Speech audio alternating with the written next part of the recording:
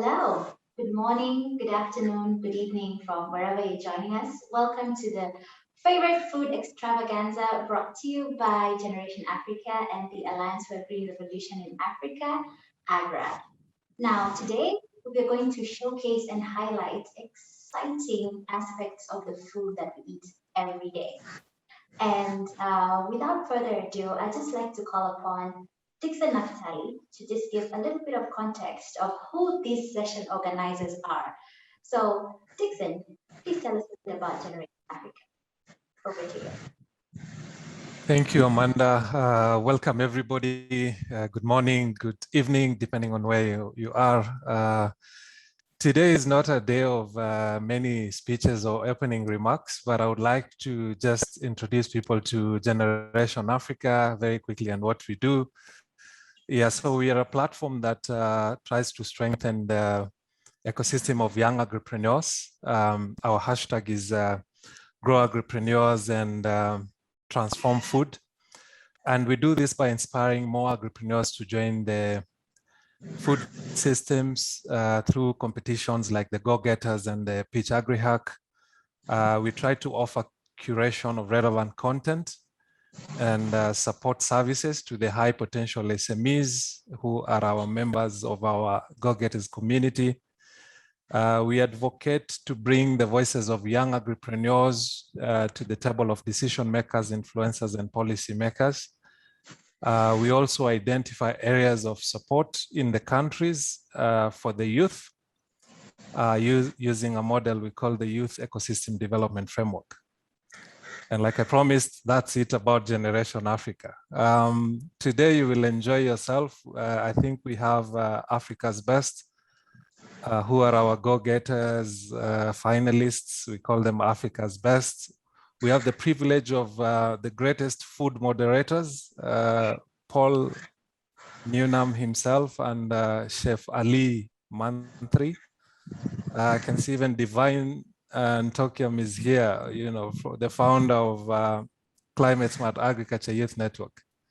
So without further ado, we are doing this in collaboration with our host, AGRA, and I'll welcome Vanessa Adam, the Strategic Partnerships Director at AGRA, to say a word.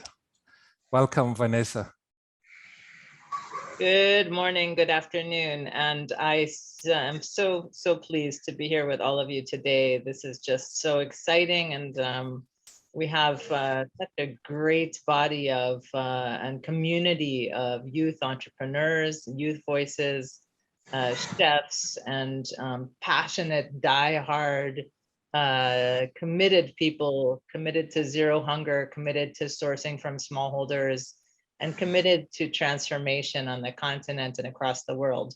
I'm actually in New York this week, and I'm so excited because the Food System Summit, which we have tagged this event to be a part of, has still today presidents and prime ministers and corporate leaders from around the world speaking about their commitments to food systems transformation. But as usual, nobody can speak on behalf of the youth, and the power of your voices and the power of your vision is what is the future of our world. And as I personally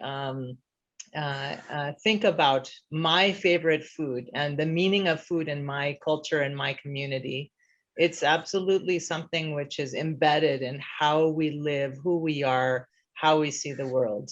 And those of you who know me know that I love to buy food for people. I love to sit around a table and share my food. And I always feel sad when I can't share my food with others. So I think for me, this is about us sharing food and sharing a conversation about our passion for food, how we think about our food preparation, how we think about the people who grow our food and who's going to eat it. And then how we can also use food as a source of health and wealth and prosperity.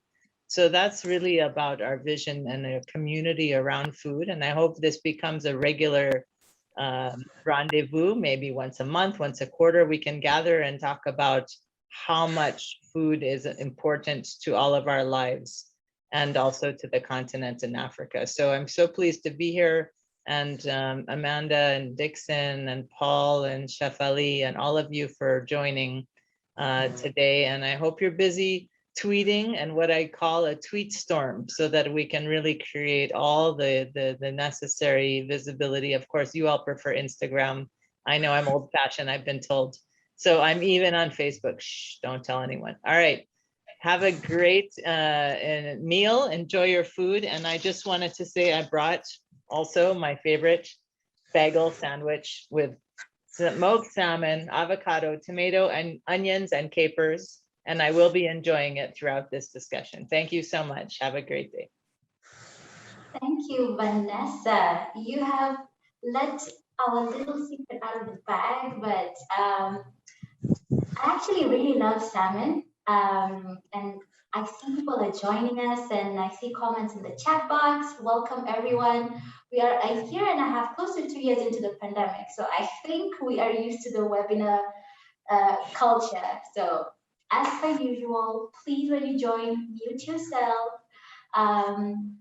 interact with us via the chat, and then the hashtag is favorite food. Vanessa highlighted that it's UK spelling, but yeah, please feel free to post a picture of what you're having, what you envision to have, what you're cooking, what's your favorite meal, and let's interact on social media. So, as preempted by Vanessa, I'd like to introduce our moderators for this particular session. And they say charity begins at home. I'll start off with one of our moderators who comes from my hometown and makes me very nostalgic whenever I talk about him. And I have a few items here that we'll talk about that come from our home area, Mabuyu. And he is Chef Ali Mandhry. He's a world-renowned chef. He's a TV host. He's a producer. He's a writer. He is also an advocate for good food for all. And if that's not enough, this man is under 35. Yet he has managed to accomplish the following. He's the first African chef to win the International Hall of Fame Awards. I'm not done.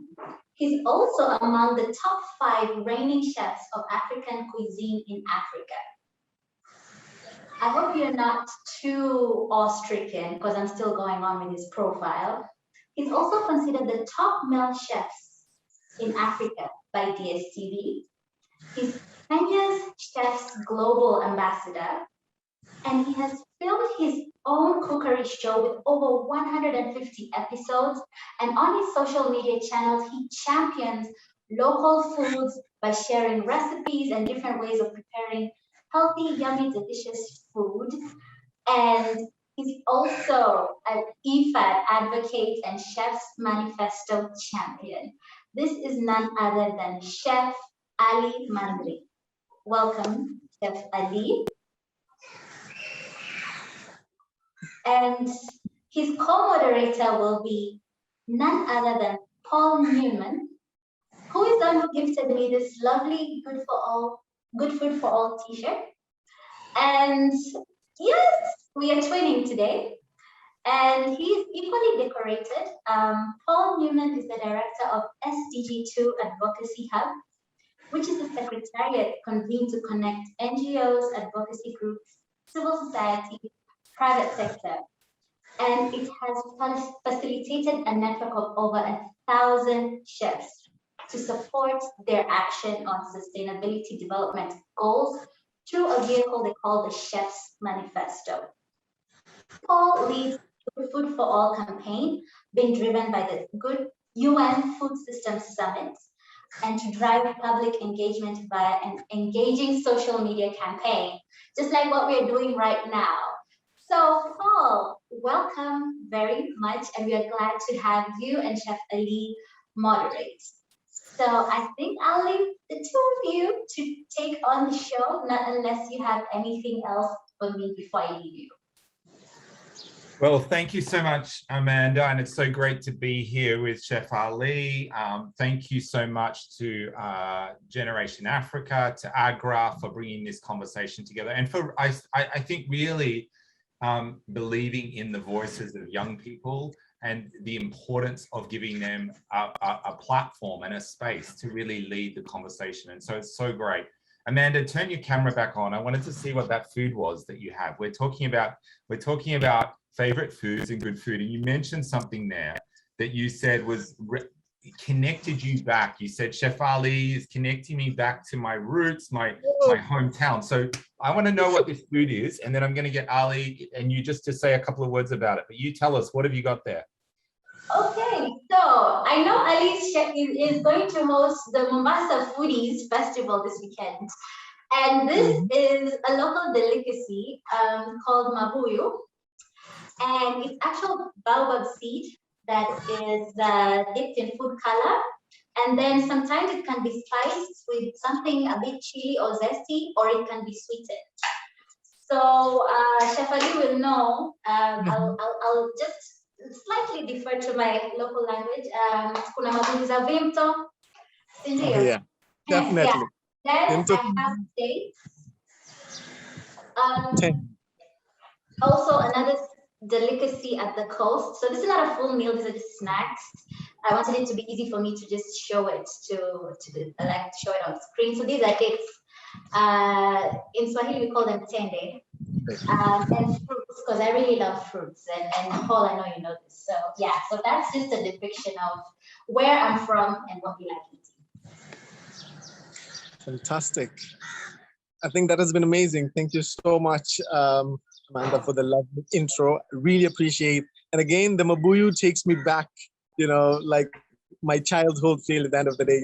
It's what you buy when you're coming out from school. It's a lovely snack. And talking about baobab is super healthy. It really helps with the system at the end of the day. Sometimes you get a little bit constipated. When you eat that mabuyu, it's definitely going to work miracles. So it's basically an ingredient that's very important. And again, it's really good for the diet. So we never knew all this when we were kids. We're just enjoying it as a lovely snack, but then it is just worked wonders and it is amazing. And the tende, definitely, this is basically when you come from Mombasa, we are colonized definitely by the pretty British, and then definitely the Omanis came down. So a little bit of the Arab and the Swahili mixture at the end of the day brought in that tende, because tende is basically a staple that used to be a favorite meal for the Prophet Muhammad sallallahu alaihi wasallam, and he was literally having that in the morning with a glass of water, and it's believed to nourish your day. It's basically like a meal on its own and super healthy and very good for your body as well. So you had amazing products out there that's basically really representing Mombasa and how healthy and nourished you are. Sounds good. Wow. And this is thank you, Amanda. Okay, well, Chef Ali, this is what I love about food. So we're going to have a conversation today around favorite foods and why. And I think, we've already just started where food is connected to place and the space that you're from. So like Amanda was just sharing about, her food coming from where she's from and some of her favorites, but you were then talking about the memories and childhood.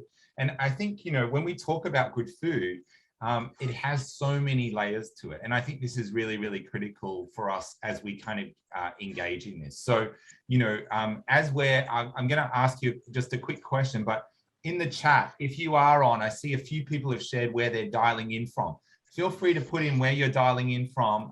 It's great to see, Francis from South Sudan. We've got Walter in Kisumu. There's lots of people here. So if you guys, we've got Nambia. Let's see how many countries we've got across Africa and around the world. I think somebody was from Italy. Ali, where are you dialing in from? You were just telling me just before that you're on the roof of your family home. Great. So I'm actually dialing in from Mombasa. This is where I was born. So this is the house where I was born. And on Fridays, we normally come to our family home. So this is basically my great-grandmother's place, and my grandma is still here, my mom, my dad. And on Friday, everybody meets here. So since it's a Friday and I had this amazing, amazing session to do, I'm like, okay, there's no other amazing place to do it. I'm just going to go home at the rooftop, because right now down, at basically the apartments. The kids are all over. It's super noisy, but it's basically a Friday, and it's like one of the best days that people definitely meet down in Mombasa. It's like a holiday, at the end of the day. So the best place is going to be rooftop. And this just brought a lot of memories because it's been like 4 to 5 years I haven't been in this rooftop. I'm probably just coming to see my mom and my dad, and I basically do my things. But again, thanks to this call, I'm basically impressed to be able to be here. And I just feel so good. Like the weather is just amazing. And it feels really good to connect with you guys while I'm actually at my rooftop. This is the place where I was. Well, today it's great to see people introducing themselves in the chat. We've got people from Cameroon, from Kenya, lots of different places coming in. So keep introducing yourself.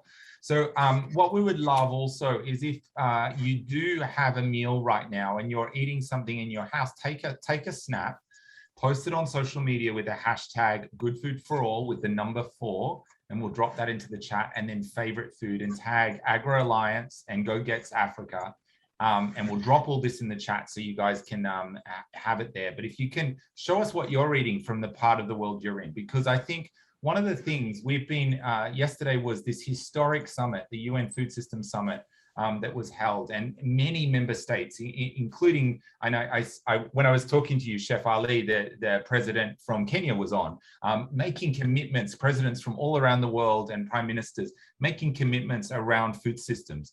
But one of the things around food systems is that we can all make choices. We can all do things. And we've launched this Good Food for All campaign, which really tries to highlight the power of food and ask people to have, healthy and climate-friendly meals and really support everyday actions through that.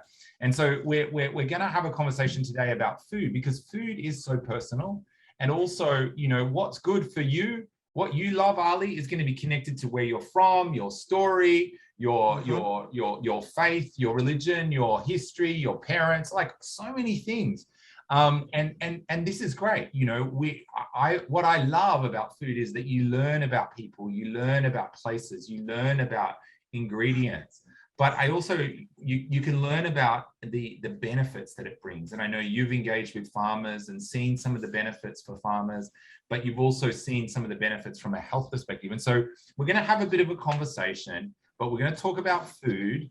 And we've got a couple of amazing panels where we've got some real amazing friends that are going to join us. And we're going to talk a little bit about local dishes, culture, and heritage. So it's going to be a bit of a whirlwind, but what we might do is just dive straight in with our first panel.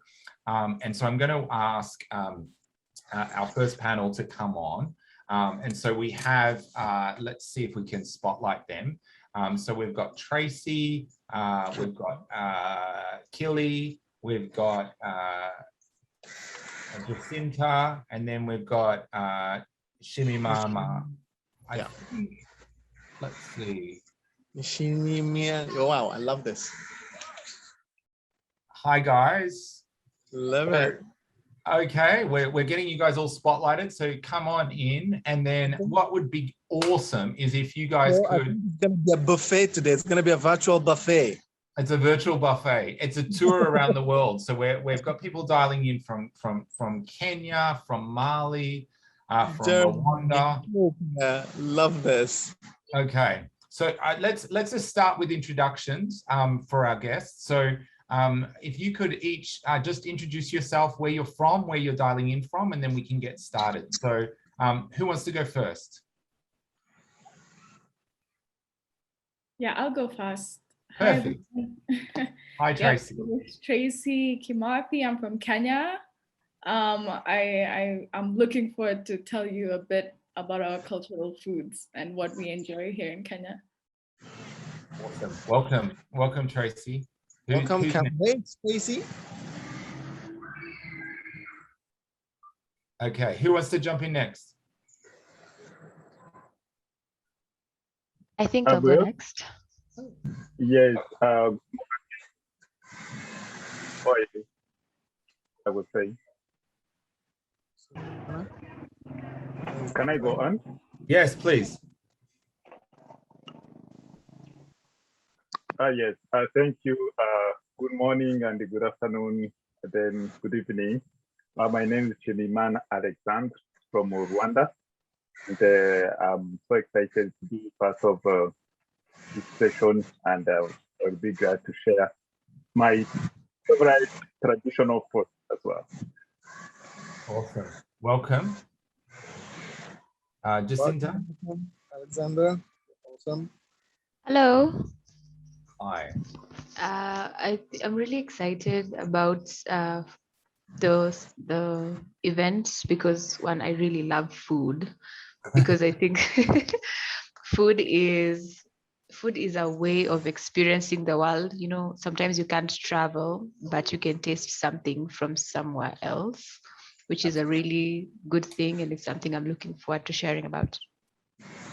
Awesome. No, and at a time with the pandemic as well, when we've not been able to travel, I think that's really interesting, Jacinta, because we can have a food tour or a food experience, or we can see what things are like, and it's really good. Well, Ali, should we find out a bit more about the food that people have, and let's dive in, huh?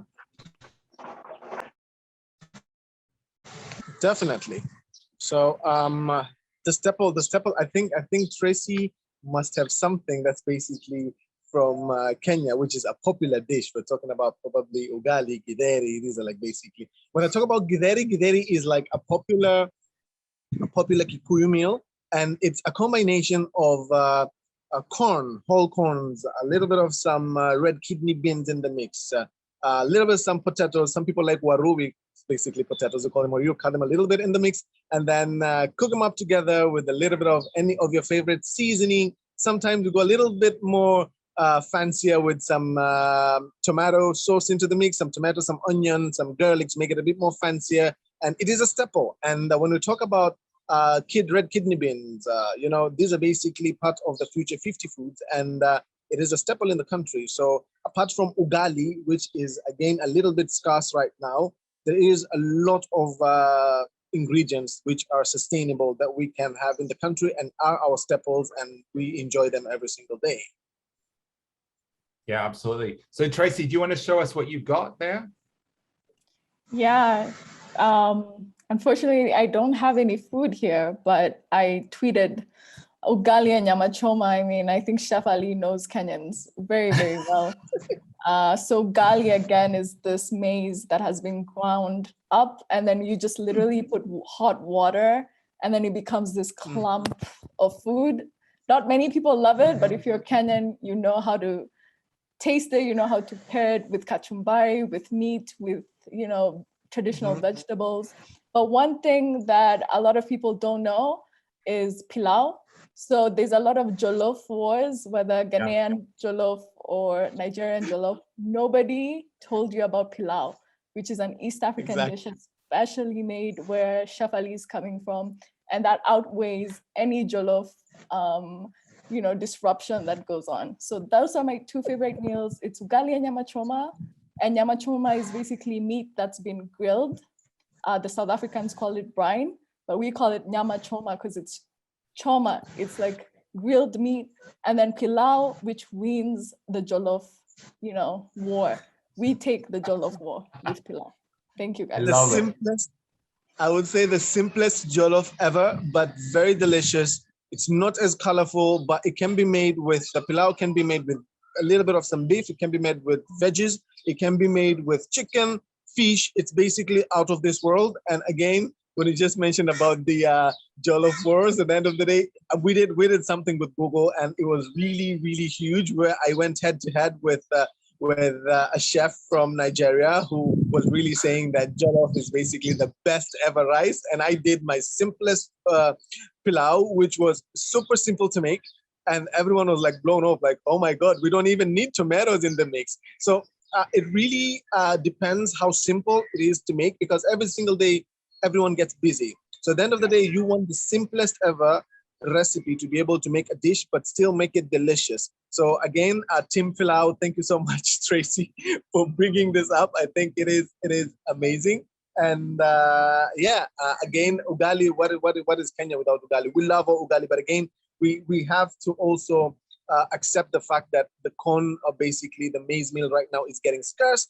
And it is basically, we need to look into sustainable kind of ingredients that would be able to have so that everyone can be able to, we can be able to feed everybody at the end of the day. So we have a lot of options like sorghum, we have, a lot of brown rice that can be, at the end of the day, be a substitute. And also we can make ugali out of tapioca, which is mohogo. We call it unga or mohogo. This is the cassava. And there are many options just in case we don't get the ugali flour in the market. So we need to be prepared.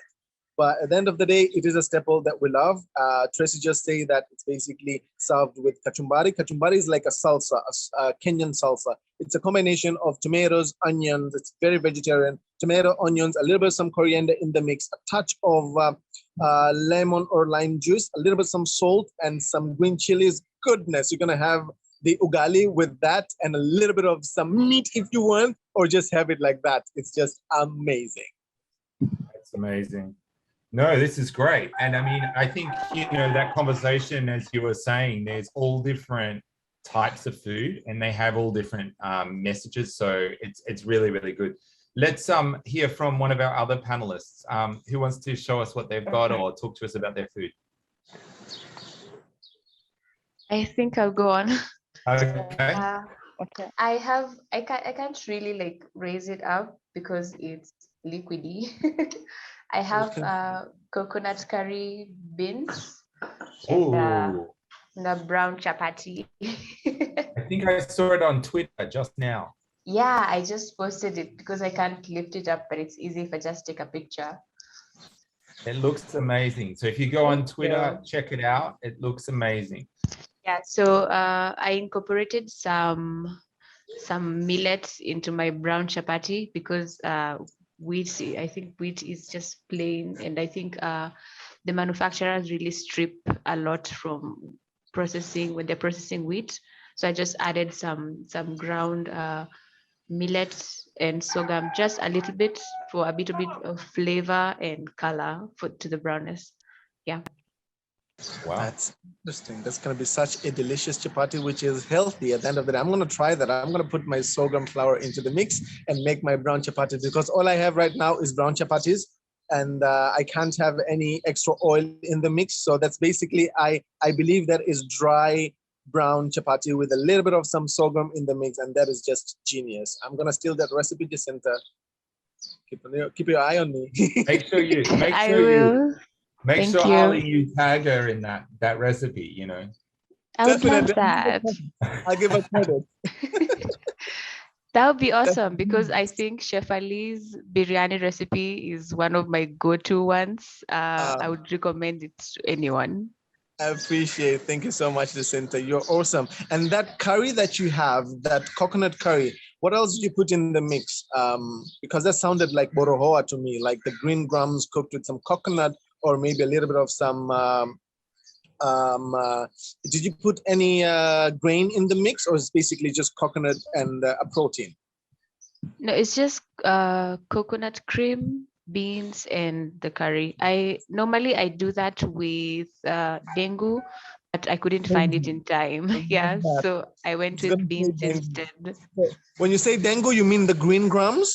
Oh yeah, not the green grams. Fantastic. Yes.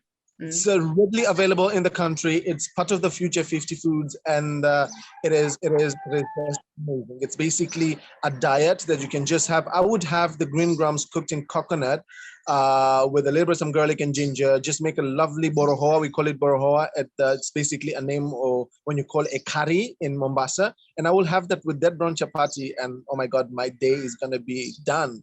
I had forgotten you guys call dengu pojo, and it's so embarrassing. Yeah, definitely. We call it pojo. Green grams, we call it pojo, and the yellow ones, we call them dengu. And the yellow ones are the lentils. So it really depends where you come from or what part of Kenya you come from. Everybody has their own names for ingredients, but as long as we can have them and they're available and they're sustainable, let's do this. This is great. I love also just seeing in the chat, different people are sharing different ingredients that you can add in. And I think, diversity is really key in dishes. and trying to build more biodiversity gives us more nutrients, which gives us, makes it more healthy, but also more sustainable. And so, it encourages and finds that market for farmers. And I think this is really important. Let's go across to Rwanda. So let's hear, what have you got in Rwanda there?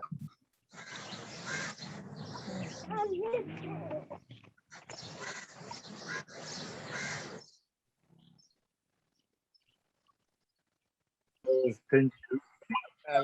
Prepared something here with me. This is the avocado. Then this is a kind of ugali. Yes. So this is a kind of ugali from whole wheat grain flour.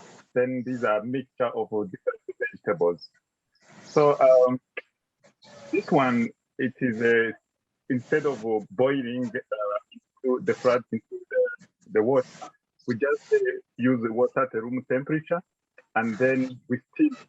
So after we make dough, we just steam it. We don't just make in a hot water. Just we steam the dough, and then it comes hard, and that's what kept the ancestors moving long distances. So if you want to have a long distance trip, you make sure you eat this one, and you will be charged for whole day. And the other side, I'm a vegetarian, and the aroko, we call it umusima, the one that I just read. Then I love avocados so much. Avocados have changed my life. Then vegetables being my only way, because I'm 100% vegetarian. Awesome, awesome. Ali, any questions? I love that. I think that's basically amazing. We call that brown ugali. It's very delicious. It is popular up country, and people have it. It's a healthier version of ugali, which at the end of the day, it is even more available than like what I understand. Like, people, what I always say is that people don't see the fact that, when we go deeper into the world and sustainability, we understand that there is a problem somewhere. But then if the entire country right now would decide they're going to eat brown ugali, oh my God, the world is going to be an amazing place at the end of the day, because we'll be able to balance, and everybody will be able to enjoy ugali every single day. But as of now, as we fight for zero hunger, we definitely need to look into this. And I'm probably that person that's shouting out right now that, hey, corn is getting scarce. That's definitely the maize meal is getting scarce, and it's that people don't feel it. But then we go deeper, we understand. So it is important to basically get a little bit diverse and learn to eat different kind of things than just the staple that we love, the ugali. Right. Well, thank you guys. I really appreciate you coming in and sharing. We've learned so much about just the different foods and the different ingredients, and even just a conversation. And I think, one of the things that I love about food is that it connects, and there's so many different ways. Like, even just one dish, you can enjoy it one way, somebody else can enjoy it another way. We can add different ingredients, we can substitute. And I think this is really, really awesome. And I think, from a food system perspective, this is really critical, because what it does is also, even those diverse ingredients that you add, each one, it helps in the biodiversity in the farm. It helps in the market, for the entrepreneurs that are doing these different ingredients, but it also helps stimulate people to just be a bit more adventurous in their food, to not always eat the exact same, but to also try some different things that are more sustainable and healthier. Fantastic. I think there is someone we haven't heard from, and this is the Fily Keita from Mali. She's the founder and of Agrowomen. I can see her here. Hi, Fily. How you doing? Hi, I'm well, and you? Fine, thank you. Well. Good evening. Yes. Good morning, everyone. Today I'm going to talk about our traditional food. So in Mali here, so we make traditional food like to, which is made with millet and used with okra sauce. And we have also wijila, we have laro.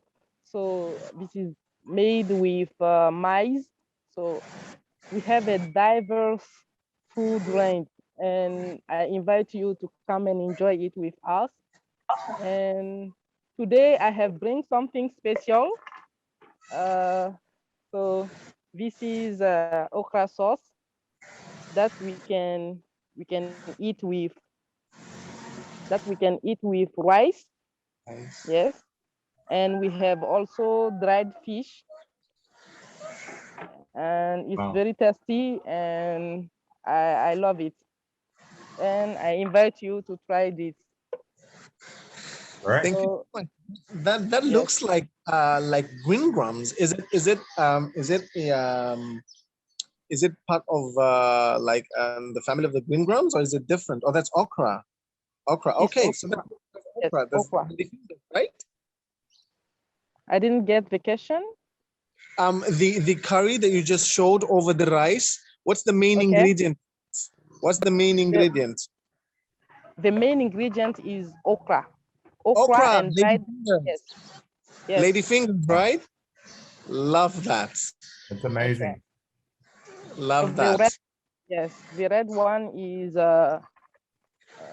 so this is something that we eat with it. So it's I don't know how to say this in English. Pima. Yes. Yeah. Can I ask a question, Phily? Is okra available all year round, or is it at certain seasons? Like, what happens around seasons? Do you change the ingredients? Yes. So we have different seasons here. So in Kati, it's mostly produce.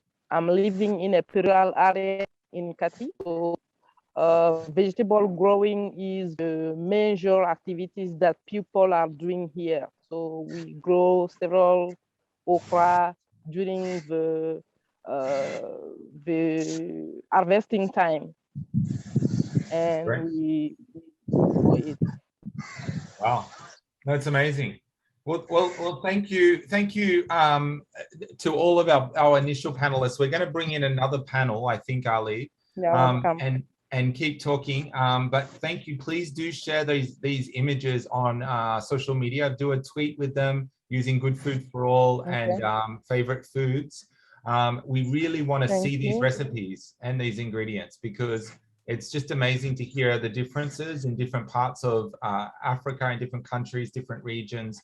And it's good just to see, because we can all learn from one another. We can learn about what's something else we should try, and what comes out in this season, or what maybe is a little more healthy or a little more sustainable. And I think this is really, really important. And Ali, there's lots of recipe ideas here that we can talk to everyone about. Definitely. Oh my God, like the okra. Oh my God, it's readily available. Like we get it every single day in Mombasa, and it is an ingredient that a lot of people have kind of probably avoided because it's sticky, and you just need to learn how to make it well. At the end of the day, you probably just don't want to make a curry which probably would look sticky, and you'll be like, no.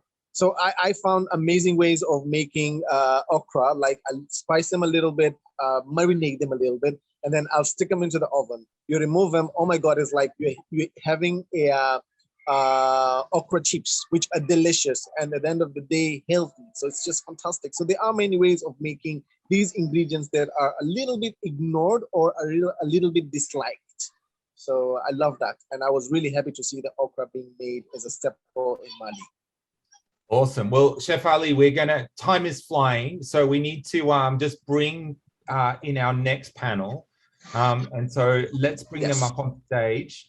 So we've got another great group of people that are going to be able to share a little bit more some of their food and give us a little bit more of a conversation. So who's coming up? Okay.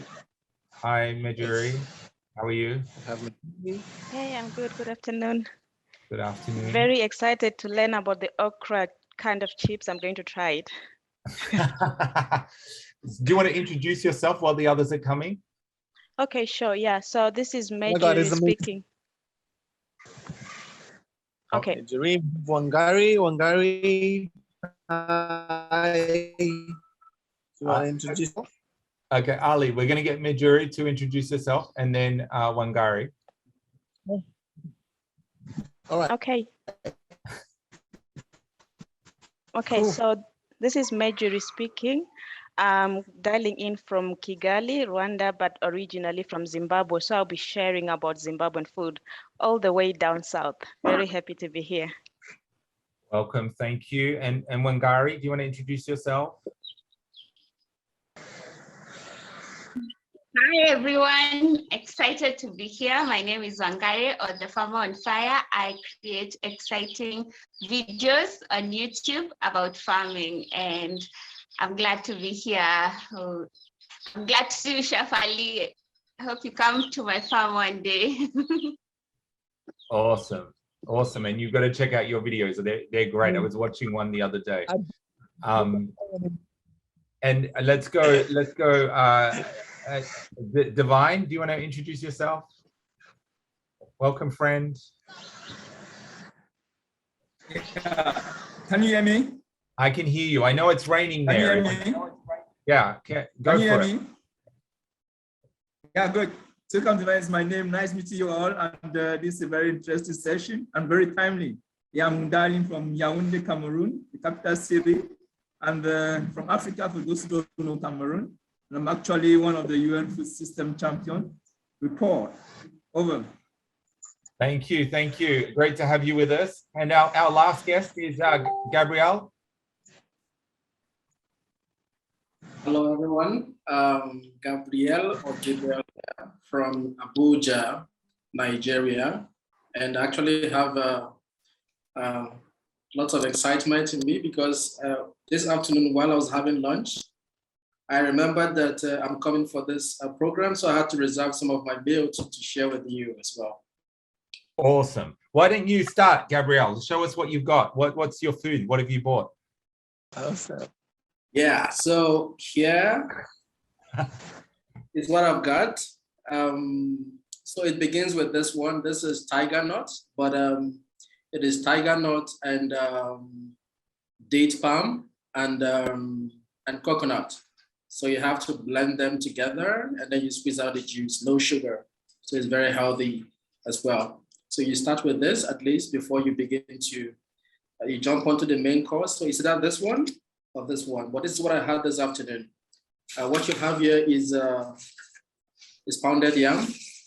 So it's yam that is pounded, basically.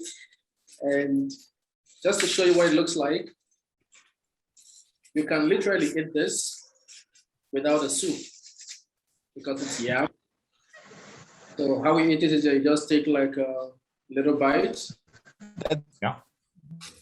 And then you dip it. Ugali, right? What do you call that, pap? Pounded yam. Pounded yam. Okay, cool. Yeah. You have to dip it in this soup. This is vegetable soup.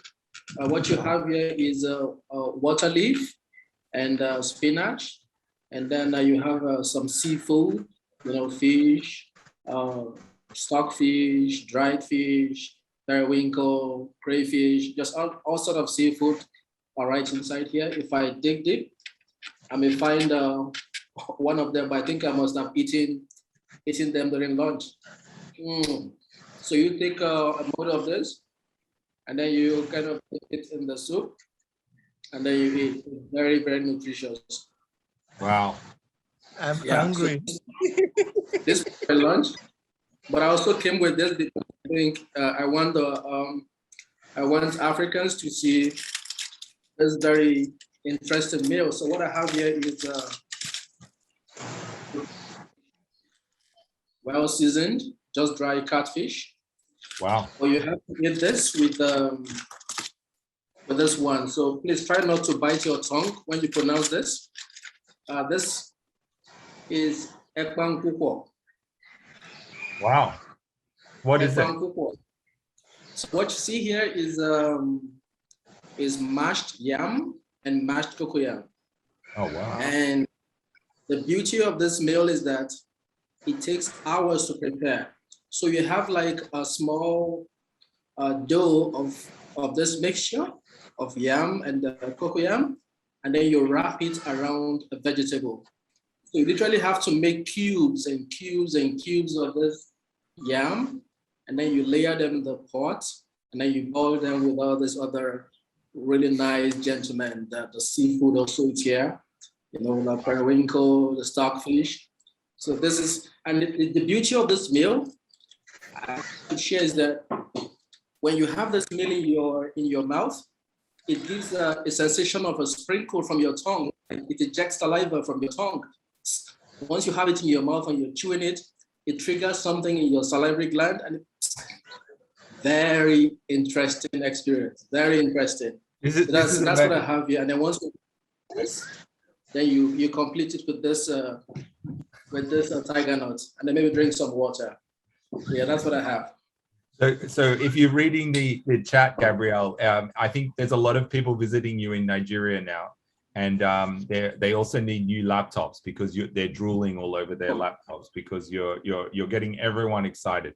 So I won't even start a conversation about jollof rice that Chef Ali started earlier, because that might become problematic.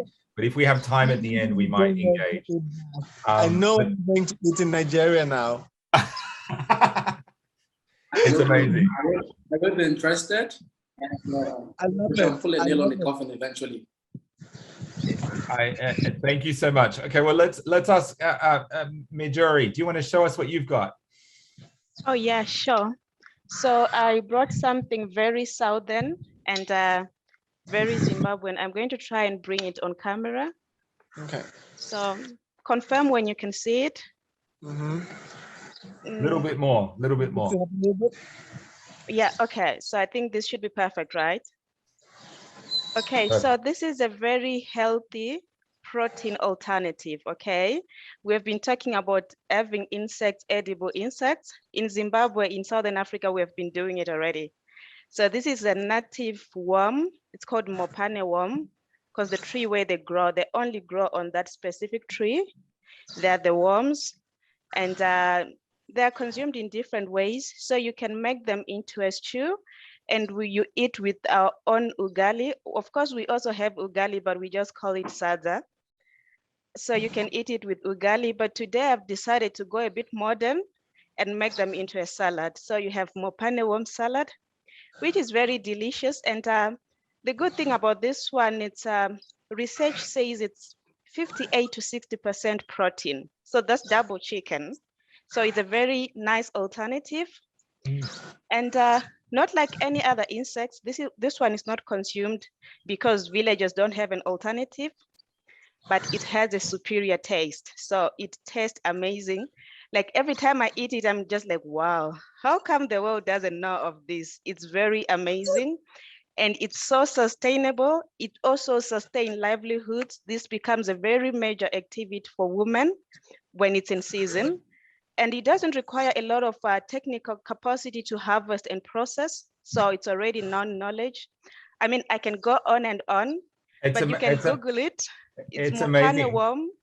Yeah, no, it's amazing. And Mandhry, you were just talking. So I also know that you work with women and food, and you have a big network. Just tell us quickly what, one or 2 points around that. Okay, so yeah, I'm the Value for Her network facilitator.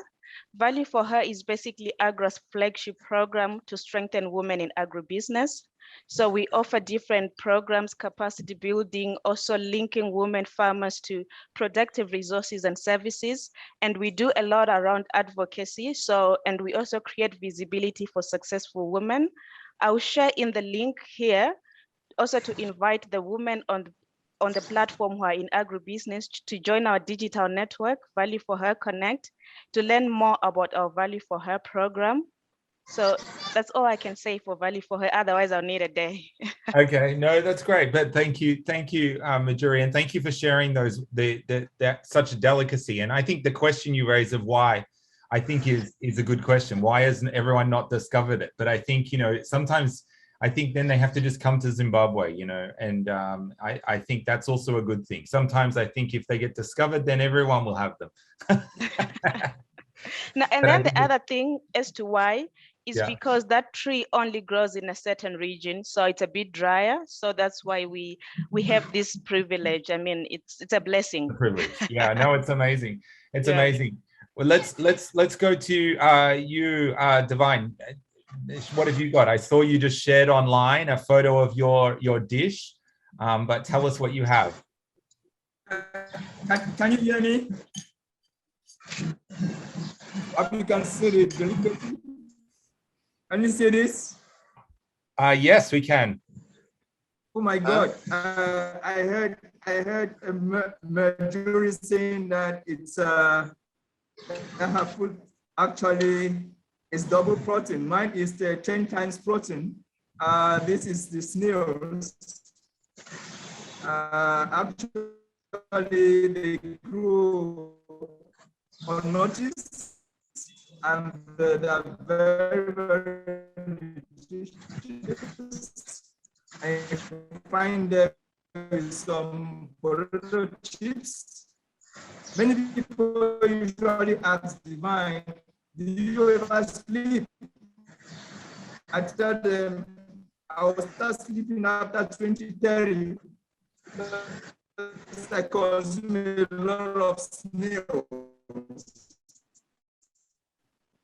You know, there are so protonic that it replenishes all the strength and capacity away during the day.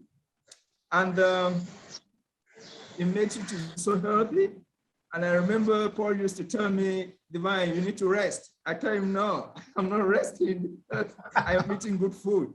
So I really feel that it's very simple to prepare. It just sharp, and then the protein washed and some little ingredients, and that's fine. For 20 minutes is done. In fact, I'm going to give you the contact of the chef. Yeah. Yes.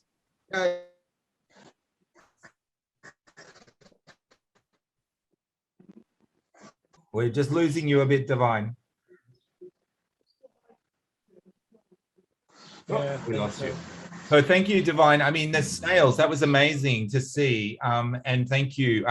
Wangari, do you want to jump in? Show us, I saw on Twitter you were doing something, but I'm sure we'll see the video maybe, but please tell us, what have we got?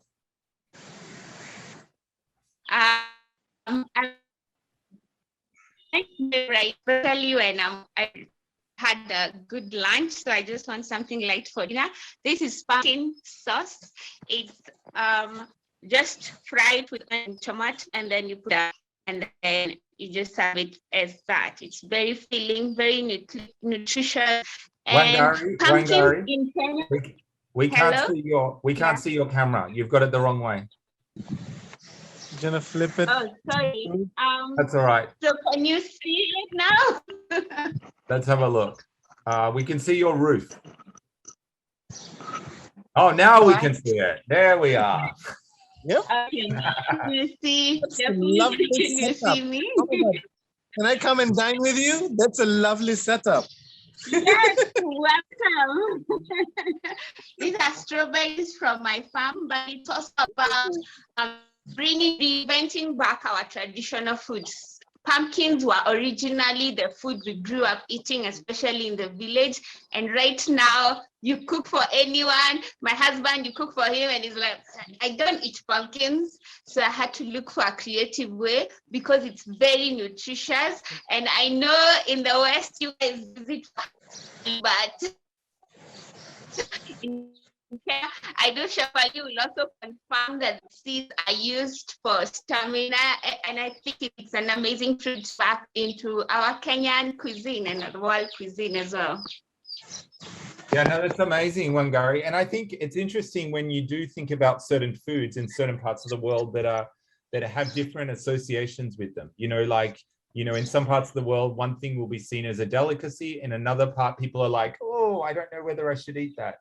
And it's interesting. And I think, you know, as you said, you've got to get creative and get creative with how you present that food. And I think today's conversation has been amazing because we've learned so much from all this journey around food. And I think, you know, this is something that we should be doing more of. I think, you know, we often have these conversations and we talk about products, but I've seen so many smiles in this conversation, so much joy, so many, you know, taste buds drooling.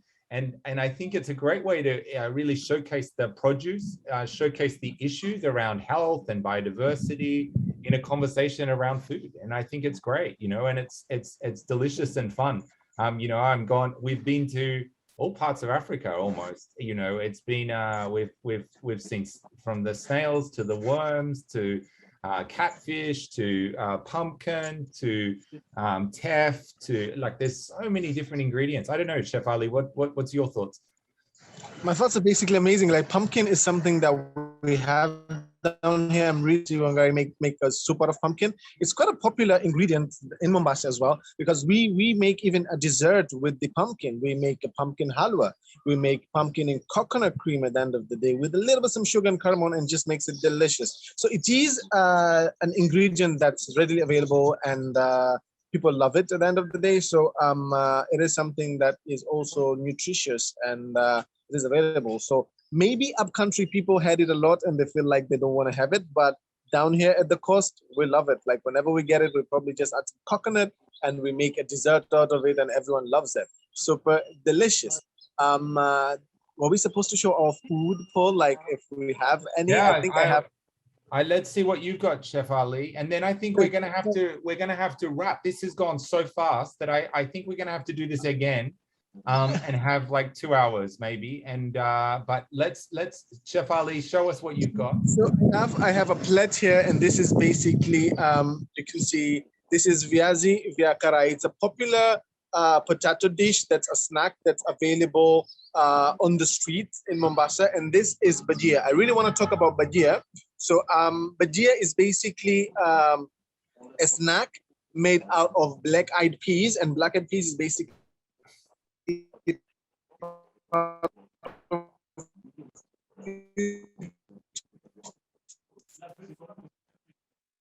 it's really... We're losing you, Ali. Some onions, garlic, coriander, and it's made into a paste. And once it's a paste, you basically, this will come from, it's readily available. It's a coconut chutney with a little some chili and a little some lime juice, and then you just want to eat it. Goodness, really good, crunchy. Wow. And at the same time, you are having something that is delicious and sustainable, because this is black-eyed peas.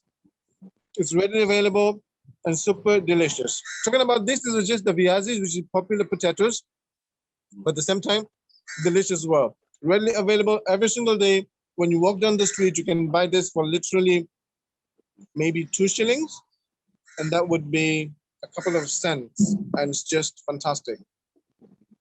It's amazing. So this is probably what I had today. I just got it from the street, and this is basically supporting the vendors who cook along the streets to make a living. So I just have something on my Insta story where the mama is literally making them with the hand and frying them up.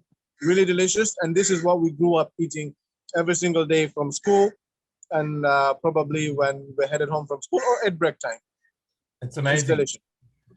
Well, thank you for sharing, Chef Ali, and thank you to our panel.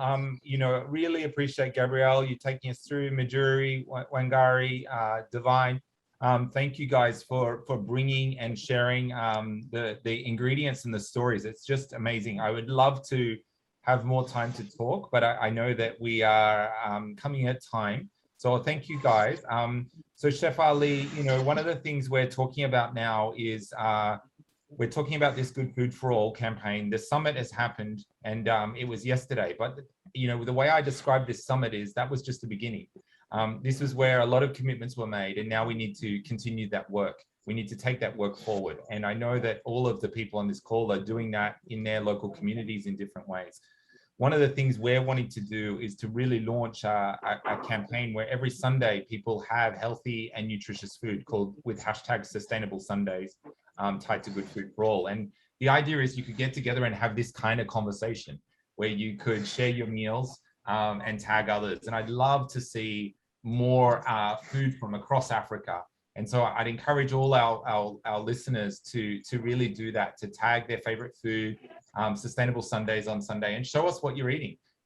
Talk to us about the ingredients and showcase what the producers are doing and how that can be healthy and sustainable for all. So I don't know, Chef Ali, is that something you can be a part of? Definitely looking forward. I think it's interesting, and yes, why not? Let's do this. Awesome. Well, I think we're going to hand back to Amanda. Are you there, Amanda? Of course, where would I go? Sorry, I was moving away from my screen, which had a lot of drool. I was one of the people drooling.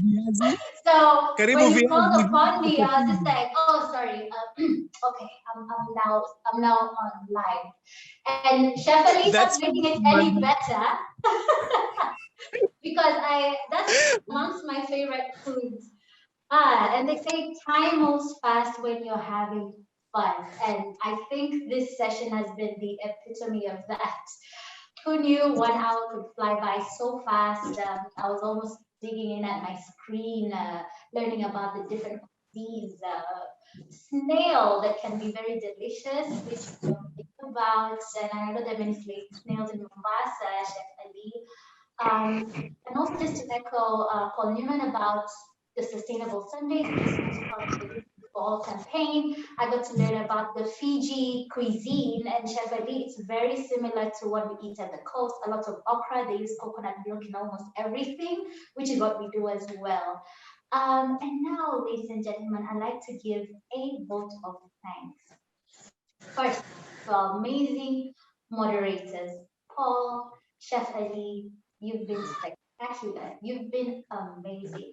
You came and supported us in a twinkling of an eye, literally. And you've done a stellar job. I was so entertained, I even forgot I should be coming back on again. I'd also like to thank all the panelists. You took time to prepare food and make sure that you presented the very best from your local culture. I'd also like to thank a very special thank you to Vanessa Adams. If you could just turn on your camera. She's the lady who birthed this idea of favorite food. This is her brainchild. Vanessa, we were actually enjoying good food at a restaurant, and she said, you know what? Why don't we have a favorite food event? And she challenged us and she pushed us, and within less than a week, here we are with over hundreds of participants participating in this session, global attendance.